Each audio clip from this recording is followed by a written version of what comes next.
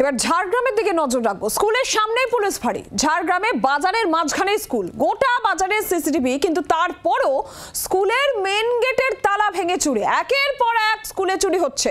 আর গত 10 দিনে প্রায় একই কায়দায় 5টি স্কুলে চুরি হয়েছে বলে জানা যাচ্ছে। আর চুরির পর যাতে চোরকে ধরা না যায় তাই সিসিটিভির হার্ড ডিস্কও চুরি করে নিয়ে যাচ্ছে চোর।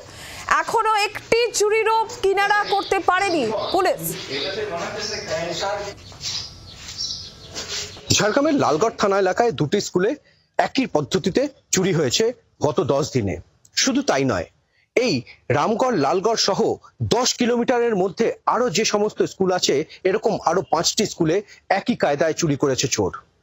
গভীর রাতে স্কুলে হানা দিচ্ছে, নির্দিষ্ট করে যে সমস্ত ক্লাসরুমে লকার রয়েছে বা রুমে লকার রয়েছে সেগুলোকে ভাঙা হচ্ছে, হাতিয়ে নেওয়া হচ্ছে টাকা পয়সা, আর যাওয়ার আগে খুলে নেওয়া হচ্ছে সিসিটিভি, যাতে চিহ্নিত করতে না পারে কে বা কারা করছে।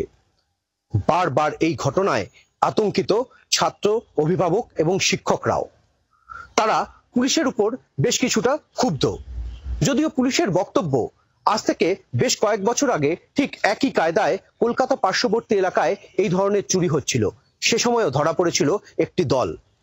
এই চুরির ঘটনাতেও সেই দলই কাজ করছে এমনটাই সন্দেহ করছে পুলিশ। পুলিশের বক্তব্য, খুব দ্রুত তারা এর সমাধান করে ফেলতে পারবেন, তদন্ত চলছে। তবে বারবার এই ঘটনায় যথেষ্টই আতঙ্কিত স্কুল কর্তৃপক্ষ। ঝাড়গ্রাম থেকে সৌরভ চৌধুরী, জি 24 ঘন্টা।